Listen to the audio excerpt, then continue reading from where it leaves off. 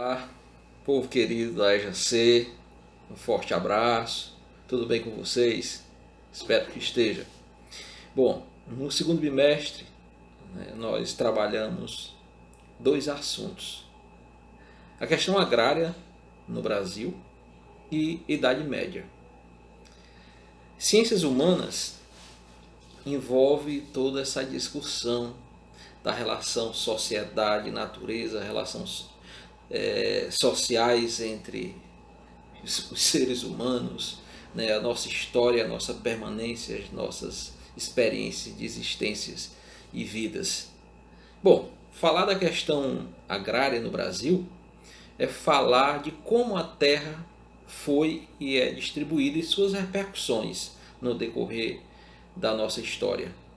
A questão agrária é quem tem acesso à terra, quem são os trabalhadores da terra, se a terra está bem distribuída, se a terra está cumprindo a sua função social, que é produzir alimento. E no decorrer da história do Brasil, eu poderia adiantar para vocês que as terras foram e ainda estão muito mal distribuídas. E essa má distribuição se deve à nossa história. A chegada dos europeus aqui, tomaram essas terras e distribuíram grandes propriedades, mega propriedades, aquelas pessoas que eram seus agregados, seus apadrinhados. O fato é que hoje, depois de mais de 500 anos, nós temos o chamado latifúndio. O que é o latifúndio? É a grande propriedade que, como eu disse, na maioria das vezes não cumpre a sua função social, que é de produzir comida. E aí tem mais. O latifúndio, ele expulsa o trabalhador rural do campo. Ele não permite que o trabalhador rural tenha acesso à terra e, consequentemente, acontece a migração para as cidades. Outro aspecto é que quando o latifúndio ele ainda estando presente na realidade social agrária brasileira, ele não produz comida. Ele está ali para fins especulativos, além de expulsar o trabalhador rural. Ele não emprega. Isso é um mal social muito grande, porque gera grandes aglomerações humanas nas cidades, sobretudo nas periferias, nas áreas periféricas, as famosas favelas. Hoje nós temos no Brasil 12 milhões de brasileiros morando em favelas. Se for buscar a causa, boa parte desse povo veio do interior, veio das áreas rurais. E se for pegar a raiz, né, que motivou a migração campo-cidade, o chamado êxodo rural, vai estar diretamente ligada à presença do latifúndio, da grande propriedade que expulsa o homem do campo. Portanto, dentro dessa ideia aí das injustiças sociais no campo, há os movimentos de resistência e de luta para a transformação social no espaço agrário. E aí onde vem os movimentos sociais no campo, como o MST, o Movimento dos Trabalhadores Rurais Sem Terra, que lutam pela famosa reforma agrária. E o que é a reforma agrária? É fazer com que esses latifúndios sejam redistribuídos para os trabalhadores rurais que precisam da terra para trabalhar. Não que os latifundiários doem gratuitamente as suas terras, ditas por eles conquistadas ou compradas, mas que o Estado, ou seja, o poder público, faça a intervenção, indenize esse povo, viabilize o acesso dos trabalhadores através de indenizações, de compra da terra, coisa dessa natureza. E o Estado brasileiro, no decorrer da sua história, tem feito, mas de maneira muito tímida, de maneira muito acanhada. Peguemos como exemplo a história da estrutura agrária, estrutura fundiária brasileira. Durante mais de 3 séculos de escravidão, não existia uma lei que regulamentasse o acesso à terra. Quem chegava podia se apropriar da terra, quando não doada pelos governantes.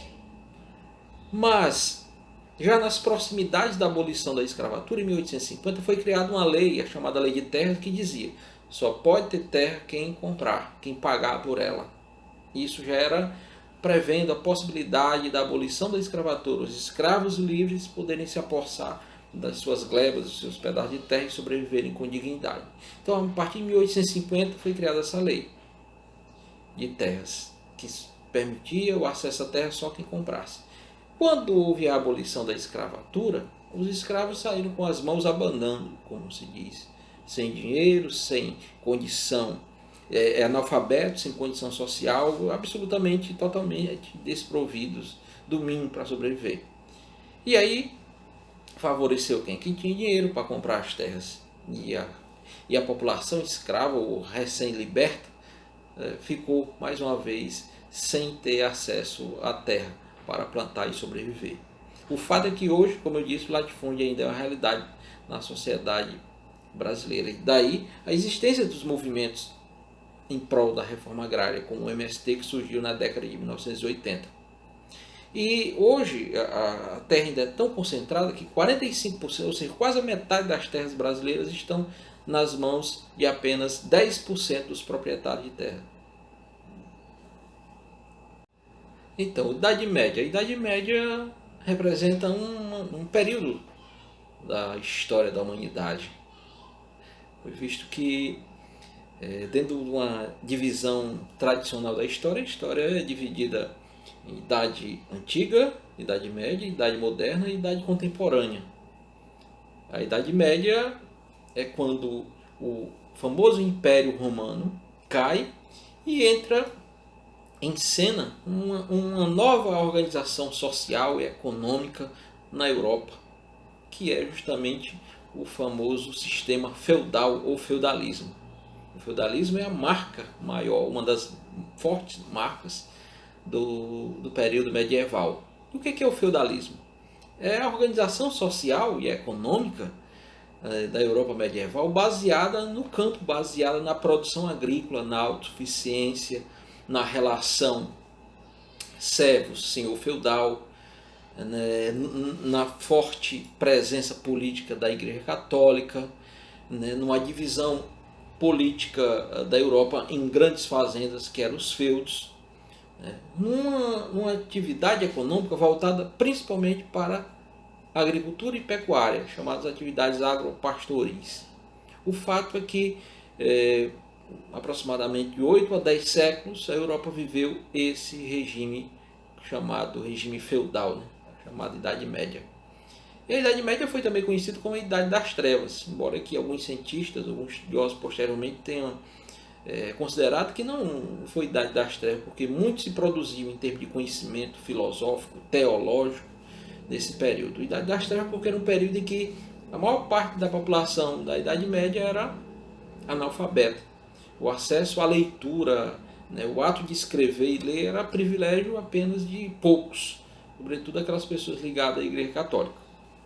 Mas o fato é que uma das características do período medieval era a chamada sociedade estática, estamental. O que é isso? Não havia mobilidade social. Quem nascia servo, morria servo. Quem nascia nobre, morria nobre. E clero do mesmo jeito. E a sociedade medieval era dividida em 3 estamentos, em 3 classes sociais. A base, que era mais de 90% da população, que eram os servos, que dava sustentação os privilegiados nobres e clero, que eram os trabalhadores, vamos dizer assim, os nobres, que eram os senhores feudais, os proprietários de terra, e no topo o clero, que era representado pela Igreja Católica, o baixo e alto clero. O baixo clero, os sacerdotes, aqueles religiosos com uma patente menor, podemos assim dizer. E o alto clero, que eram os bispos, cardeais, o papa, era o povo que estava no suprassumo, na parte superior da hierarquia social da Europa. E é algo assim divino, Era algo divino. Todas as explicações, todos os fenômenos sociais eram explicados por esse aspecto sobrenatural, e que a igreja era monopolizadora e detentora da verdade.